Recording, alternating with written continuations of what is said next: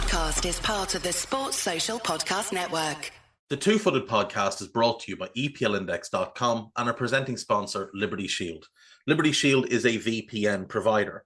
A virtual privacy network allows you to go online, change your location, access things you're geo-blocked from, while keeping your data safe. So, as an example, if you are a UK expat and want access to BBC iPlayer to watch Match of the Day, or ITV Hub, or all four, but you get that message that says this content is not available in your location, a Liberty Shield VPN gets you around that block, allows you to watch whatever you want on those services while also keeping your data safe. And it goes further than that. It allows you to open up Netflix's entire library by just changing your IP address. Liberty Shield is the #1 rated VPN provider on Trustpilot with 5-star ratings across the board. So go to libertyshield.com right now, use the code EPL25 and get either the hardware package or the software package. The hardware package is a router that you plug into your existing router, and any item you want to change the IP address on, be it your phone or your television, you connect that to the new Liberty Shield router. All other items can remain connected to your existing router. There's also a software package which is instantly downloadable to your device and you can get using straight away. Again, libertyshield.com, EPL25 for 25% off at checkout. We're also brought to you by Home of Hopcroft, a giftware and homeware company located in Scotland but shipping worldwide. Check out homeofhopcroft.co.uk and do check out the EPL Index and Anfield Index shops, which you'll find on Etsy. Use the codes EPL10 or RED10 for 10% off at checkout. And lastly, do remember to check out A Tad Predictable, hosted by Tadiwa. That podcast is on this feed before every Premier League match week. And then the EPL Roundtable, hosted by Kevin DeVries, on its own EPL Roundtable feed. So just search EPL Roundtable in your podcast device. And that's out after every match week. Now, on with the show.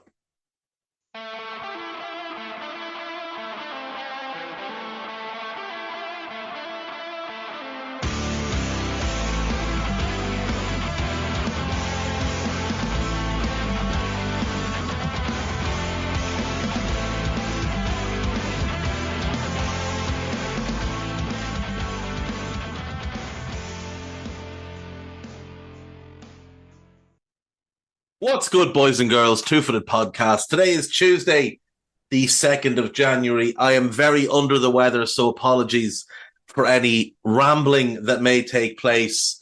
Normally the rambling is meant. This will not be meant. But yeah, we'll get through this. We'll get through it. We have 9 games to go back over from this past weekend. We have one game tonight, obviously, West Ham against Brighton. That is 6th versus 8th in the Premier League. 2 decent teams. West Ham are in pretty good form. Obviously coming off big wins over Manchester United and Arsenal. Brighton's form has been very, very mixed, but they do play exciting football. They're always good to watch.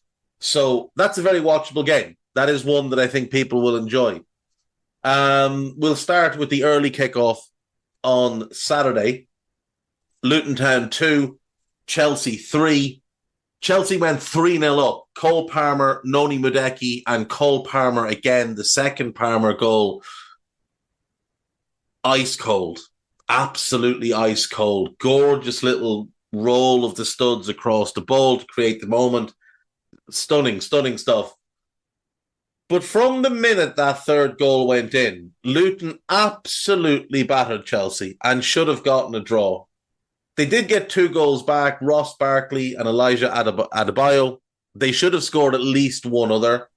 I would give huge credit to Petrovic in goal for Chelsea. He made a couple of top-end saves.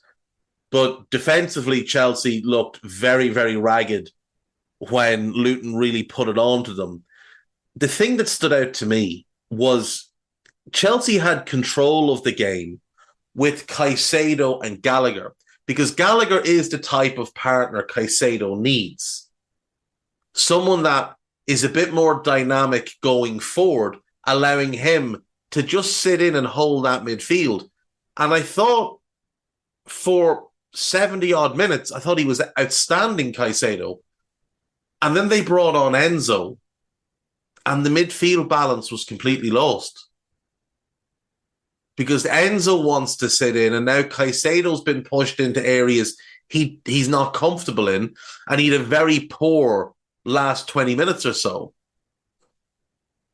Now, Conor Gallagher is not the answer to anything, but from a profile point of view, he does fit better with Caicedo and with Endo than they do with each other. Certainly for now. In time, that might change.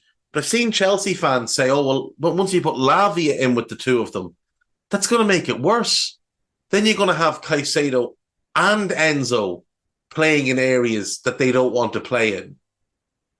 You're going to have three players who all want to play in the same space. And that's going to be messy. Chelsea needed this win. Obviously, it's not been a good season to date with 8 defeats in their 20 games. They are 10th in the league, level on points with Wolves, 3 points ahead of Bournemouth, who do have a game in hand. They're now only a point behind Newcastle, 2 points behind Brighton, though they do have a game in hand, and 3 points behind United.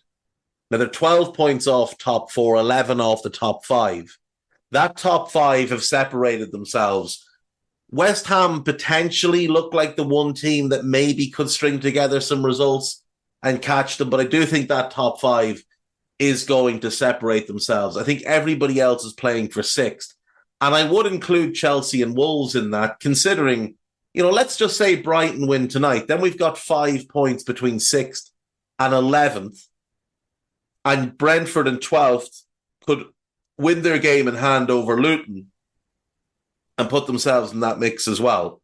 So I think that's the second mini league that we'll have between now and the end of the season, is basically West Ham, United, Brighton, Newcastle, Chelsea, Wolves, and Bournemouth. Now, nobody expects Bournemouth or Wolves to finish 6th, but starting off the new year, they're in that kind of mix.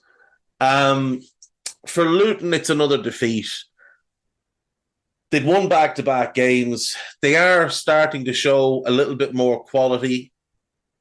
Of the 3 teams that have come up, they've certainly adapted best to life in the Premier League.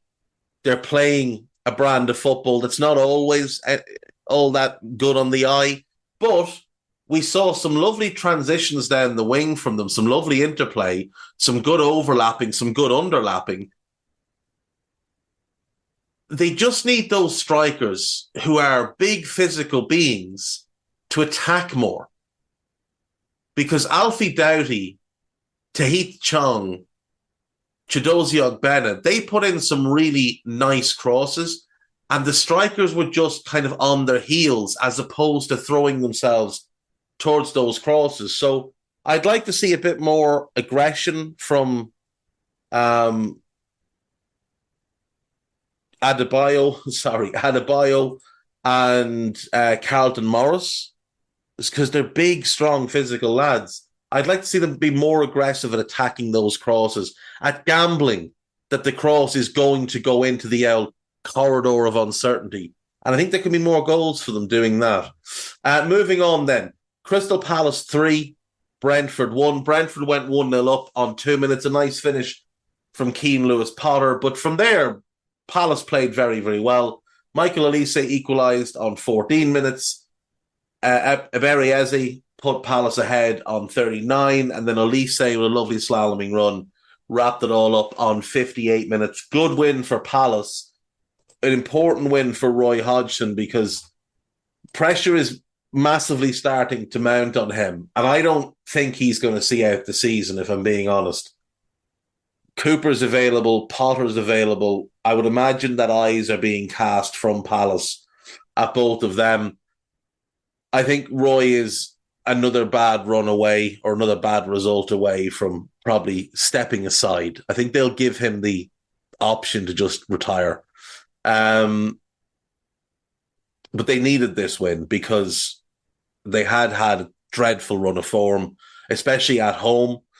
This puts them into 14th. They're now ahead of Forest, Brentford, and they were already ahead of Forest. They're ahead of Brentford and Everton.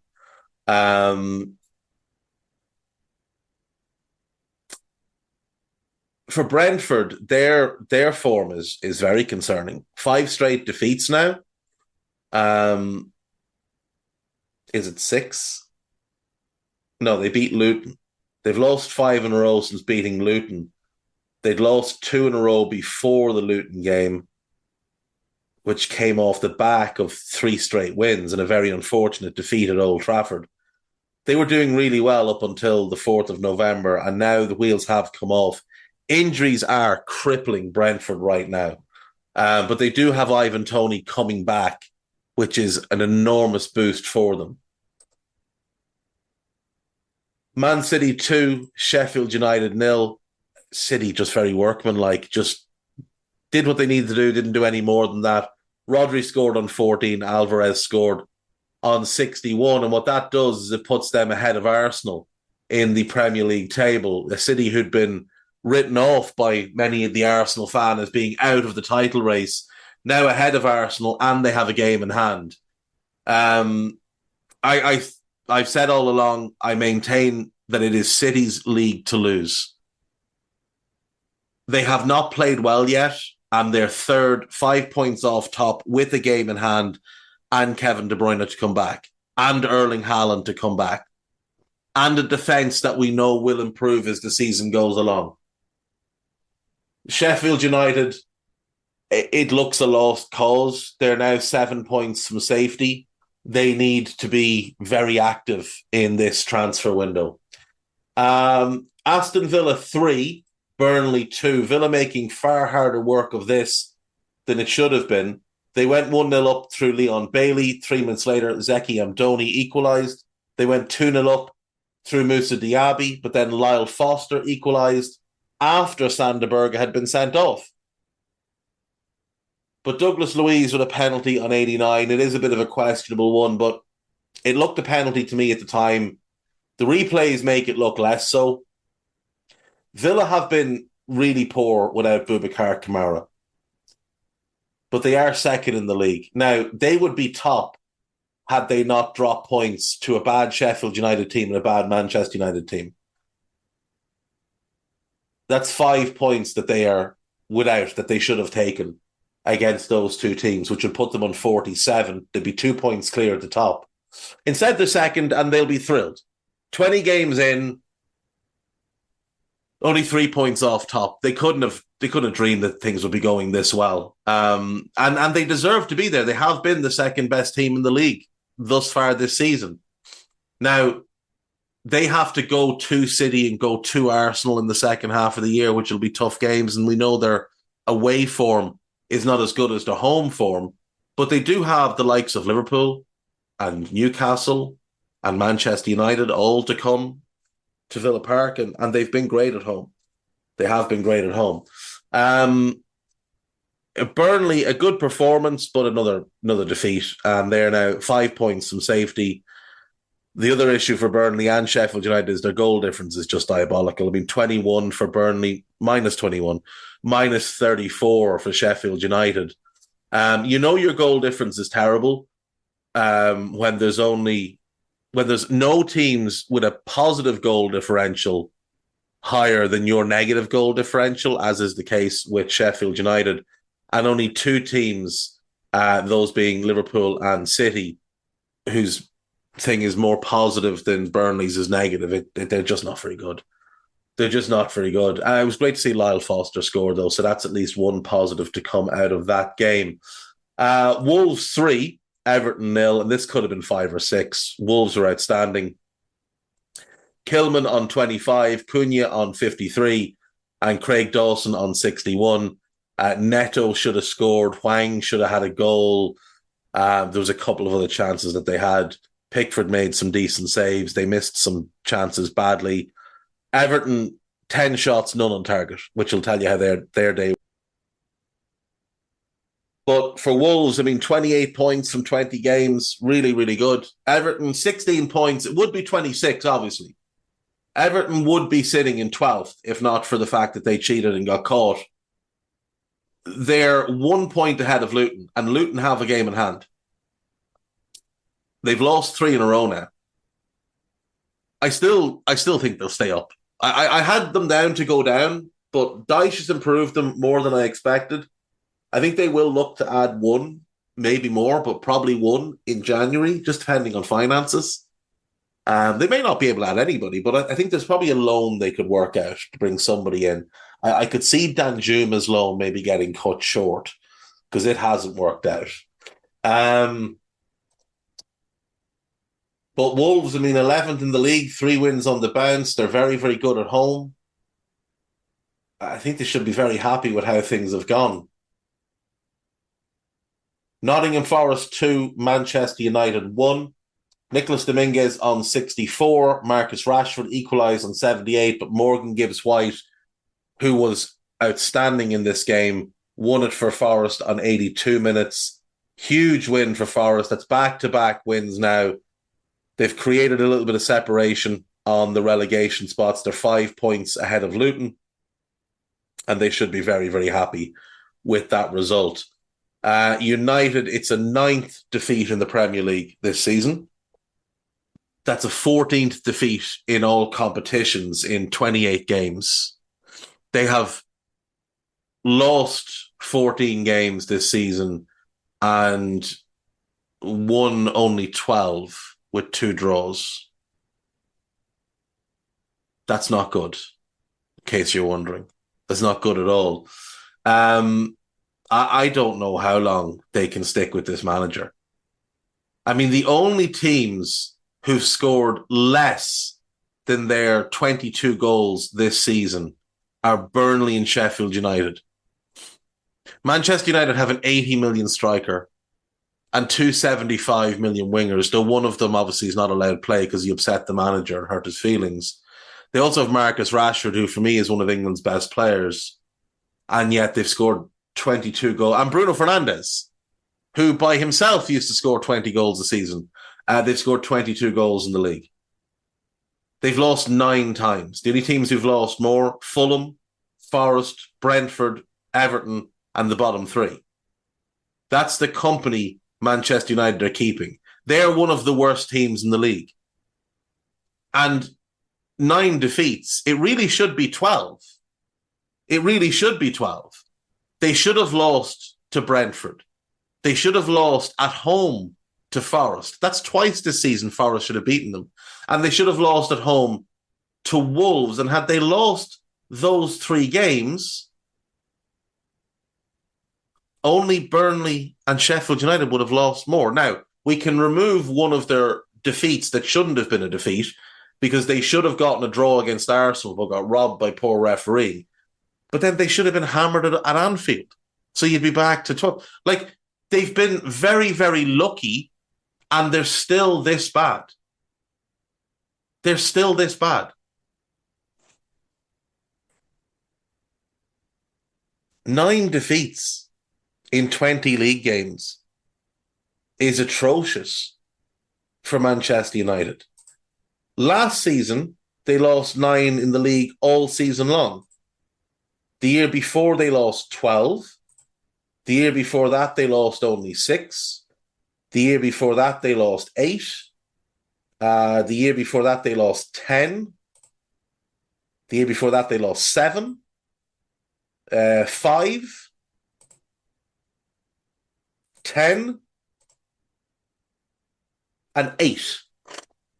That's your last 10 seasons. And realistically, they're not going the rest of the way without more defeats. Their worst season post-Ferguson in terms of defeats is that 21-22 season with 12 defeats. Does anyone think they're going to have less than 4 defeats between now and the end of the season? In the remaining 18 games, I would back them to lose at least 4, which will put them on 13 in a league campaign, which will be their worst since God knows when. Actually, is it worse than the Moyes season? Let's see. Manchester United, Premier League 13, 14. Let's see. How many games did they lose in that Moyes season? 12. So 12 is their worst since Ferguson. Um, Ferguson's last year, they won the league, they lost 5 games. Season before that, second in the league, 5 games. Season before that, third in the league, no, first in the league, 4 games. 09-10, second, 7 games. 08-09, top 4 games. 07-08, they won the league again. They lost 5 games. I would reckon that 12 is comfortably the worst. Well, not comfortably because they've had a couple of tens, but like they've never under Ferguson in the Premier League, they never would have lost 12 in a Premier League season. I wouldn't imagine he ever lost 9 in a Premier League season.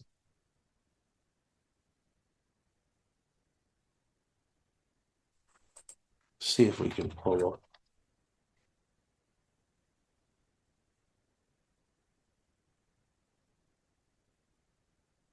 Let's see. Okay, here we go. We can look at this properly now. Right, in the league, the most. So 2 12s, 2 10s in the post Ferguson era.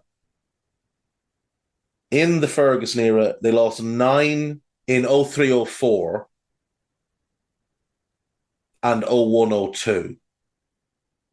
So they're Ferguson's worst Premier League seasons.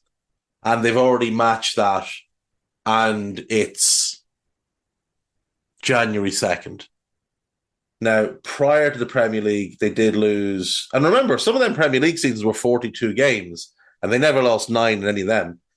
Prior to the Premier League, 13, 16, and 10. So, yeah, this team won't get to 16. Like, they won't have a season as bad as the 88, 89, 90 season. But remember, they did win the FA Cup that year. And they only lost in total 17 games that season. Now, they didn't play in Europe.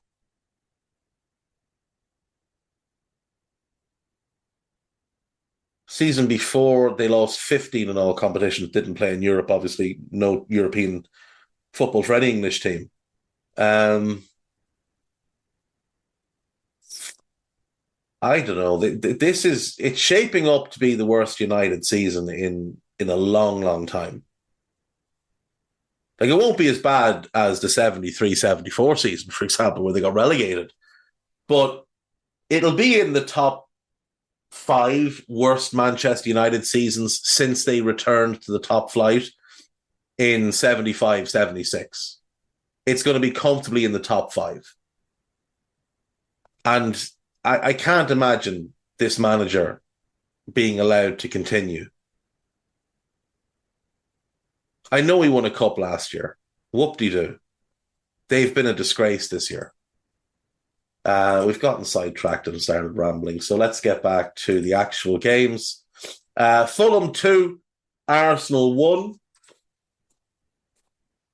Back-to-back defeats for Arsenal now.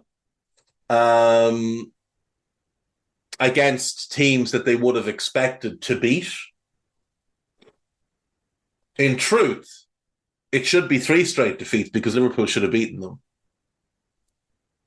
Forgetting the Stonewall penalty that was denied by the officials, the Trent chance, he should score that and Liverpool should win that game. And then Arsenal would have 3 straight defeats, 4 defeats in 5 in the Premier League. Instead, it's 3 defeats in 5, just 1 win in 5 in the Premier League. And if we go back a little bit further and we look at the Brentford game, very, very fortunate to beat Brentford. Brentford missed a couple of big chances.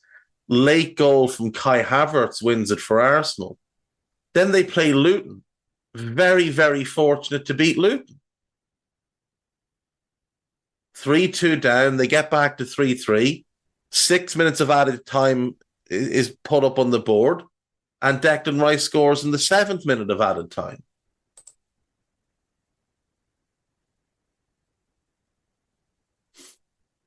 They could easily have dropped points in both of those games. They did deserve to beat Wolves. It must be said, they deserved to beat Wolves. They got beaten by Villa.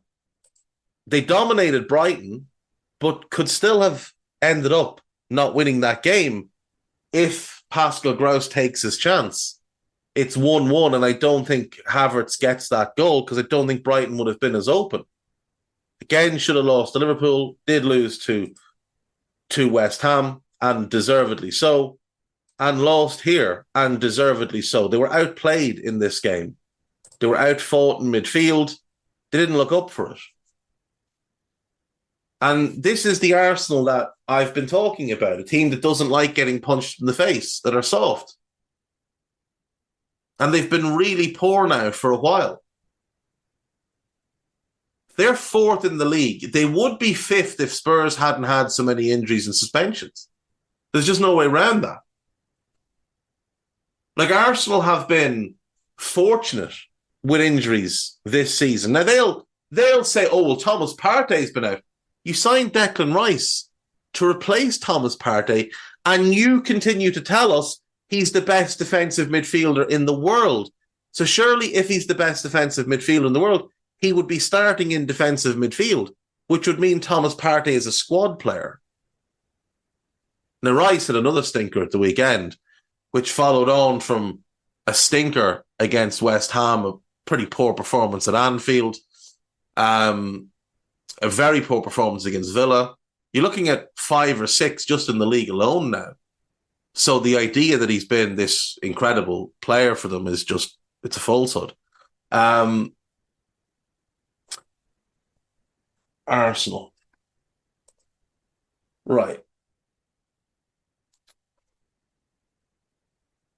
So they've had their first choice goalkeeper in every game. Whether that was Ramsdale or Raya, Arteta's been able to pick who he wanted in every game bar one. Raya couldn't play against Brentford because he's on loan from them. But they've had no issues there. Saliba has played all 20 games. Ben White has played in 19. Gabriel has played in 18. Saka 19. Odegaard 17. Jesus missed 5 games. Martinelli's played 18. Nketiah has played 19. Tomiyasu's not a starter. Trossard's played 16, but he's been on the bench. He's not a starter. Their best 11, what would we say? What's their go-to 11? Raya, he has played 15 games. The other games he's on the bench, and he wasn't eligible for one. Ben White, he's played 19 games. Saliba's played 20. Gabriel has played 18. Zinchenko has played 18. There's your back 4. Declan Rice, he's played all 20. Kai Havertz, he has played 19 and was suspended for 1. Odegaard has played in 17. So he missed 3. But I don't think he was injured. I think he was on the bench. Saka, he's played 19. Martinelli, like I said, 18. So Jesus is the only first choice player to miss a serious amount of games, and he missed 5. So it's actually a small amount. He missed 5 games. Now, they can say Jury and Timber, fair enough.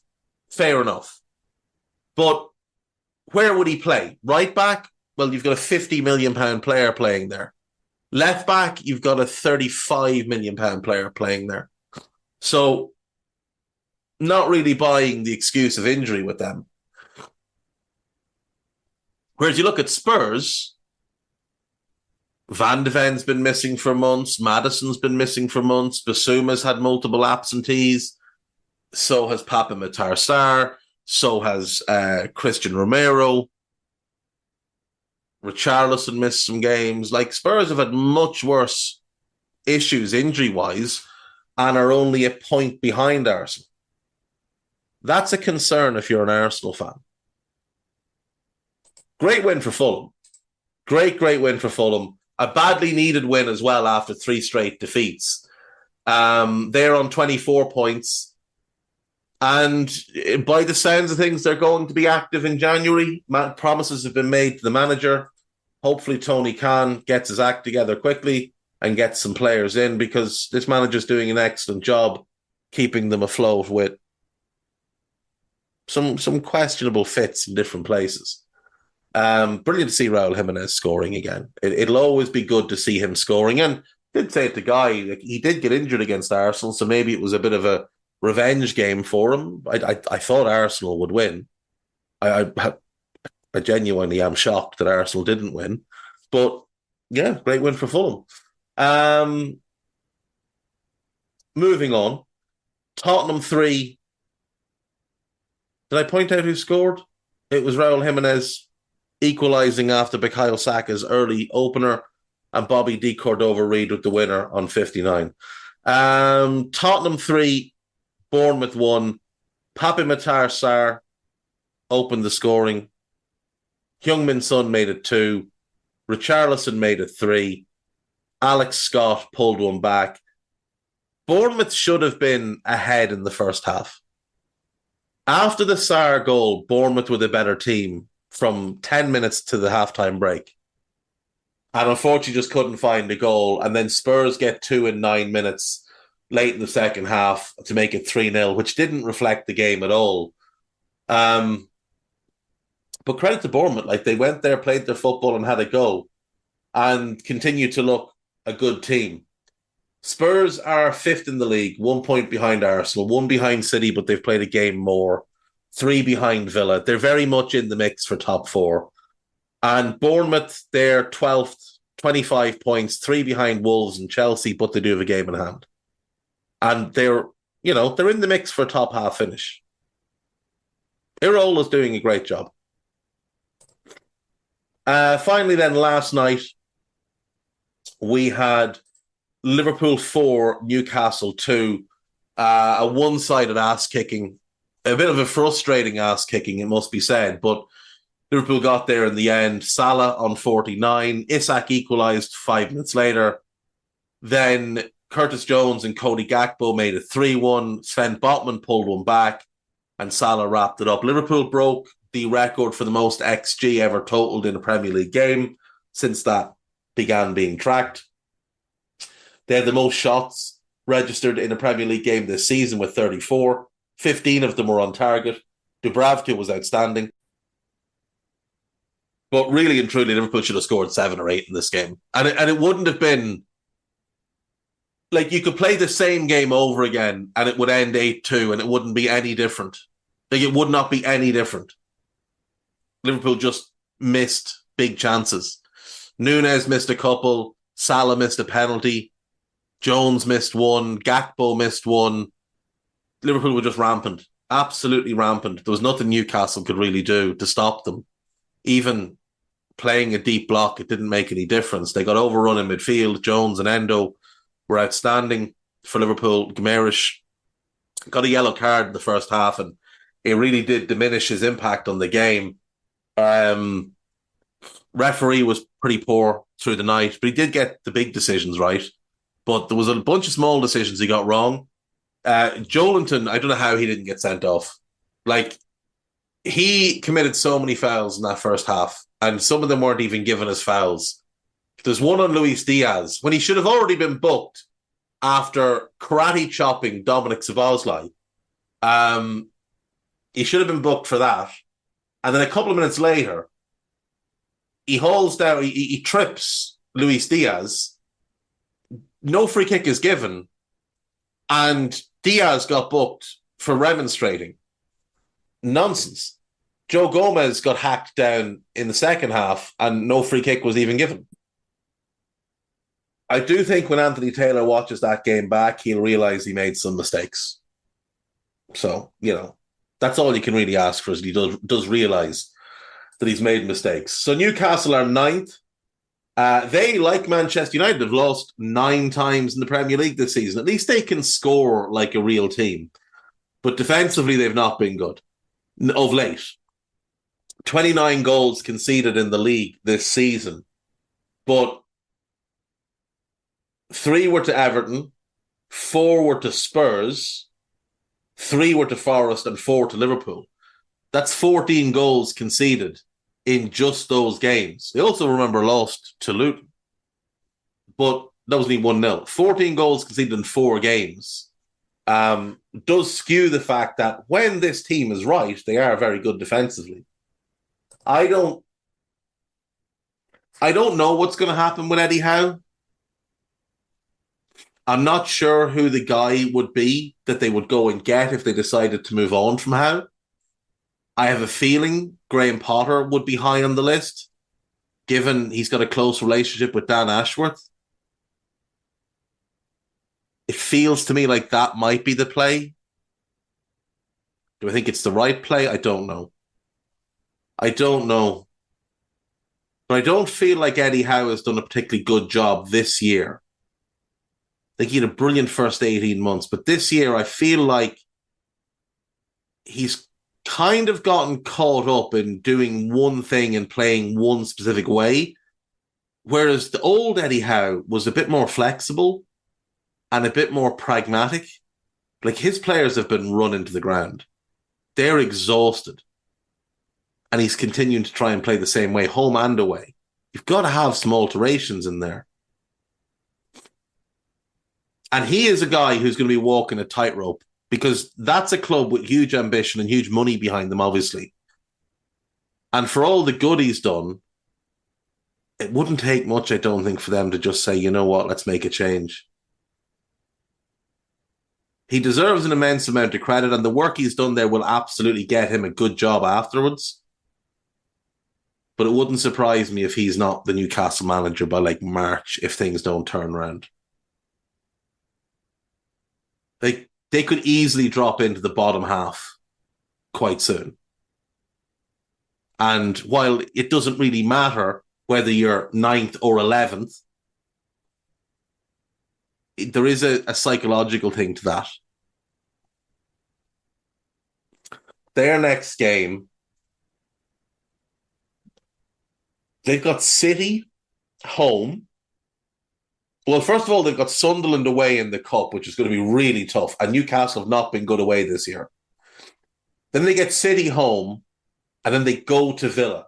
And I don't fancy them to take any points from those 2 games. Chelsea, they play Preston in the FA Cup, Borough in the EFL Cup. Then they've got Fulham home, which I would expect them to take something from. Then they go to then they got Borough in the second leg. Then they get Liverpool away. Let's just give them 3 points. Let's say they beat Fulham. That would put them above Newcastle. Forgetting everybody else, that will put them above Newcastle. Wolves, they play Brentford in the Cup. Then they go to Brighton. Then they play United at home, and I would expect them to beat United at Molineux. So that will put them ahead of Newcastle, which would put Newcastle into 11th. Bournemouth, I don't think they take anything from the next 2 league games. They've got Liverpool home, West Ham away. I don't think they take anything there. So let's just say Newcastle are 11th after the first round of games in the last round of games for January, first round for February, on the 31st and 1st. If Newcastle are 11th, that kind of feels like, and let's say they, a lot will depend on that game against Sunderland. If they lose that, he might just go after that. But if they win that and they've still got a chance at winning the FA Cup, I do think they'll put up with a disappointing league campaign if they could win the FA Cup. But if they're 11th in the thing and they go out of the cup, 11th in the league and they go out of the cup, that's him. I think that's him done. Which would be a shame, because he has done very, very well there. We'll take a break. When we come back, news and gossip. So I'll see you after this. Right, welcome back. So, Kaoru Matoma, who's injured and out for at least 6 weeks, has been included in the Japan squad for the Asian Cup and is expected now to travel and be away. Whether that's just that they want to bring him and assess them themselves, I don't know. But it's very, very strange. It's very, very strange. The Japanese manager has said that the player is expected to be back at an early stage, and Brighton are saying 4 to 6 weeks. So that just doesn't make any sense at all. And Ivory Coast have also called up Simon Adingra, who's also expected to be out 4 to 6 weeks, and they've brought him to the AFCON. Why? I have no idea. Ghana, on the other hand, have left Thomas Partey out of their AFCON squad. Now, that seems a little strange because word was he was due back in training for Arsenal in the next week or so. So you'd expect he'll be back fit enough to have played a good part in the AFCON. But then there are some suggestions that he's not allowed to leave England. We'll just leave that there. Thomas Souček has signed a new contract at West Ham, tying him to the club until June of 2027. He has looked reinvigorated this year. He was poor last year. He looked like the games had caught up on him. And he looked a lot older than his 28 years of age. But he's been excellent this season. And I think it's a good move to make sure that he's locked in long term. Even if he just transitions into being a squad player, I think he can be a valuable piece in that squad for them. Donny van de Beek has joined Eintracht Frankfurt on loan from Manchester United with an option to buy. The option is set at 9.5 million, which is quite a lot less than the 35 million United paid for him back in 2020. He's made 62 appearances for United and scored twice. Donny van de Beek was a goal-scoring midfielder before United signed him. Jonathan Morgan has returned to work as Sheffield United women's manager after an investigation into his conduct and behaviour. He had agreed to stand down in October, but has now been cleared to return after the investigation was completed. In December, an investigation into the events leading to the death of Maddie Cusack found no evidence of wrongdoing at the club. Cusack died at the age of 27 back in September. Very, very sad, that poor girl. The club have been cleared, so I don't really know. I don't really know what to say. It's just a bad situation for everybody. A really bad situation for everybody because she was not only one of the women's players, she also worked as a marketing executive and had a big role at the club and was very, very popular by all accounts. But obviously things weren't as good under the surface as they appeared on the surface. January transfer window, who could be on the move? Calvin Phillips, everybody expects him to move. Jadon Sancho, Aaron Ramsdale, I don't think will move. Conor Gallagher, I would be shocked if Chelsea sold him, but then I wouldn't be when I think of who their owner is. But he is playing pretty much every game. He is captain with Reece James out. But it would be very Chelsea if they had to sell him because of the stupidity of their spending. Ivan Toney, I don't think moves in this January. João Palhinha, we'll have to wait and see. It feels like there is a January move there for him, but we'll have to wait and see. Thomas Partey's been linked to the move away again. I don't think he can leave England, and there's just no way any English club is going to touch him. Trevoh Chalobah, I would love Liverpool to grab him, being completely honest. I think he'd be a really good get. I think a number of clubs would benefit from signing him, including Crystal Palace, who are also linked. Emile Smith-Rowe, I mean, he's really, really good, and Arteta is just wasting him. So we'll have to wait and see what happens there's talk that he could go to Villa in a deal to bring back Douglas Luiz. But Villa are going to want 80 million for Douglas Luiz, and Emile Smith-Rowe's not fetching any more than 30, and Arsenal don't have 50. Raphael Varane, I think with the injuries and issues United have, he probably stays put. One player who is leaving Manchester United is Sergio Reguilon. He is on his way back to Spurs. United have decided to end his loan, which might point to another potential loan coming in. I think Reguilon would fit better at Spurs under Postecoglou, to be fair. So not necessarily the worst thing in the world to get him back. Wayne Rooney has been sacked as Birmingham City manager after just 15 games in charge. 83 days he lasted. He was appointed on the 11th of October. They were 6th in the table and made the decision to move on from John Eustace. And if we have a quick look at the championship table, they're not in 6th anymore. They're not 7th. They're not in the top 10. They're not in the top 15. Oh, there they are, way down in 20th position. So congrats to everybody at Birmingham who made the decision to sack John Eustace and hire Wayne Rooney for name recognition only. You've completely blown up your season, and now you're facing a relegation scrap with 22 games left. 20 games left in the season. You're only 3 points ahead of Huddersfield, 6 ahead of Sheffield Wednesday, who've turned their season around, 7 ahead of QPR.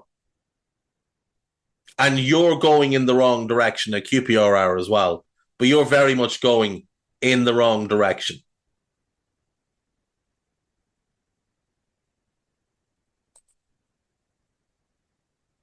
John Eustace will be back in a job fairly soon, but probably not before Wayne Rooney, because name recognition.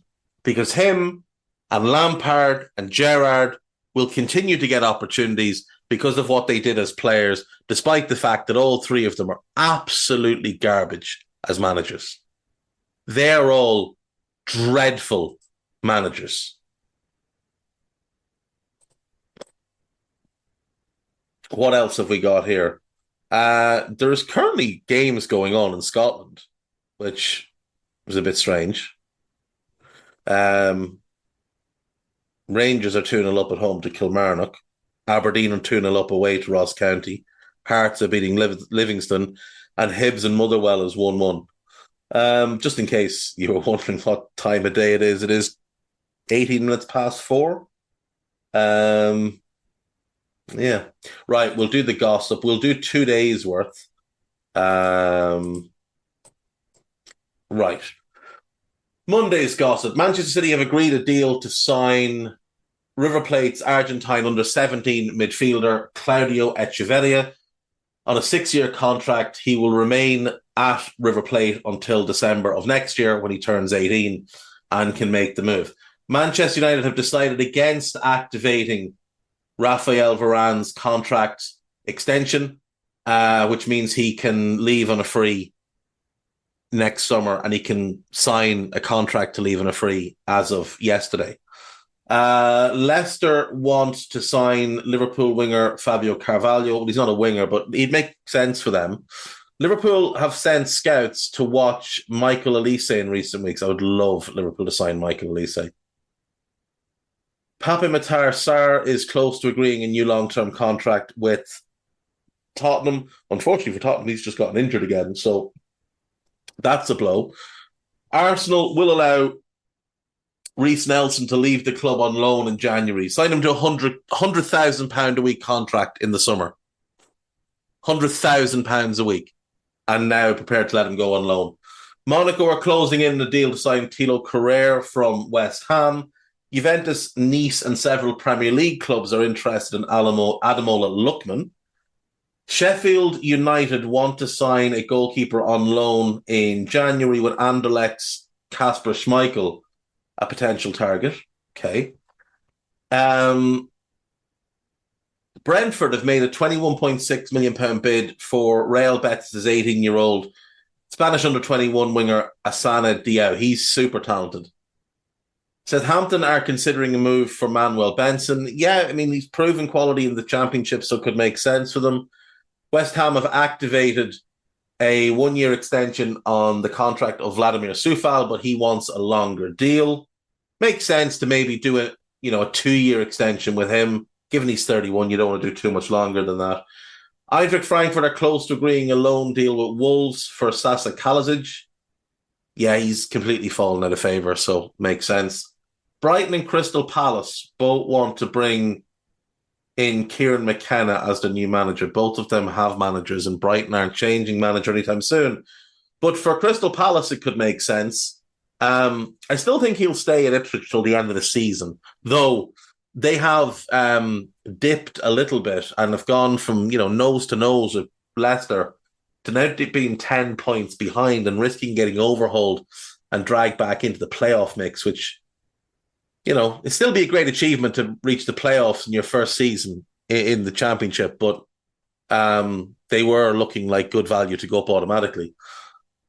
Liverpool and Real Madrid want Kylian Mbappe, who is out of contract at the end of the season. He is free to sign with another club as of yesterday. Paris Saint-Germain are leading contenders to sign Calvin Phillips. That is mental if that's true. Who's written that? Telegraph sports reporters. He doesn't make any sense for them at all. Manchester United and Liverpool head the queue of Joshua Kimmich. His contract's not up at the end of this season, is it? I wouldn't sign him personally. No, his contract is up at the end of next season. I wouldn't sign him personally. Liverpool and Tottenham are weighing up summer moves for Wang Hee-chan. I find that one unlikely. Tottenham are pushing to complete the signing of Radu Dragusin by the end of the week. He'd be a really good get for them. West Ham have contacted Tottenham about a deal for Eric Dyer. Now, that is an exclusive by Steve Kay, the spoofer, so I don't believe that to be true. Manchester City are among a host of teams tracking Lenny Yoro, but Lille want at least 78 million. That's nonsense. They're not asking or going to ask or get anywhere close to that. But Lenny Yoro is an enormous talent. Liverpool are monitoring Morten Frendrup of Genoa. He's a good player. I'm not sure he's ready for Liverpool. Hakim Ziyech could return to Chelsea this month as Galatasaray are planning to terminate his season-long loan. Okay. Nottingham Forest have reopened talks with PSG about re-signing Keylor Navas. He was really good there for them last season. They need a goalkeeper. Newcastle want Andre Santos, whose loan at Nottingham Forest is expected to be terminated this month. Now, that is Ben Jacobs, who is a significant spoofer. So I'm not really sure why anyone would take what he has to say as factual. Newcastle have made contacts with the representatives of Sporting Lisbon's Ivory Coast defender Ousmane Diomande regarding a potential summer move. He'd be an unbelievable signing for them. Him and Botman together would be brilliant. Manuel Benson is in talks with Hull after the clubs verbally agreed a loan. Fair. Fulham have triggered a one-year contract extension for Tom Kearney. Good, he's been playing well recently. He's a good squad player. West Ham are willing to allow Saeed Benrahma to leave, with Fulham and Lyon interested. He'd make sense for Fulham. Lyon, I don't know what they need, to be honest. They're a mess. Chelsea have started the process of signing Jean-Claude Todibo. I don't think they have. I really don't think they have. And I don't think Fraser Gillen is anyone we're going to take information of.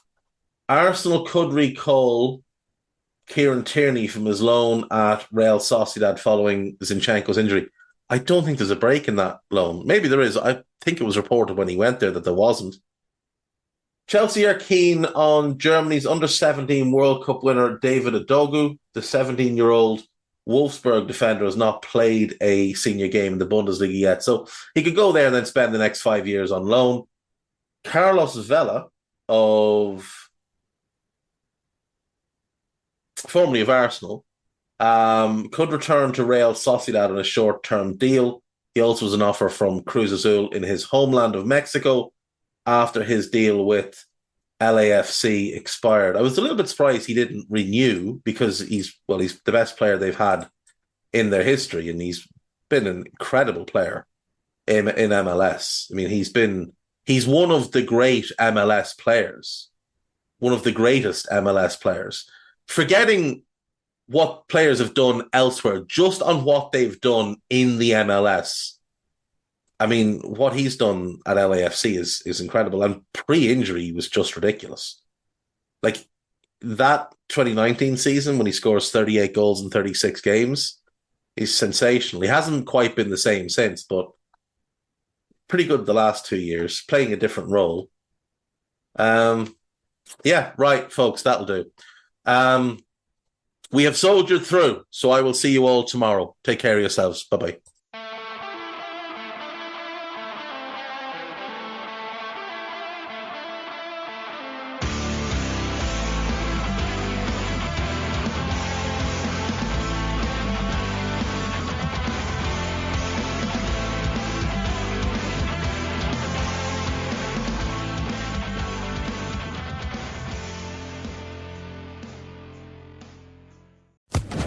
Social Podcast Network.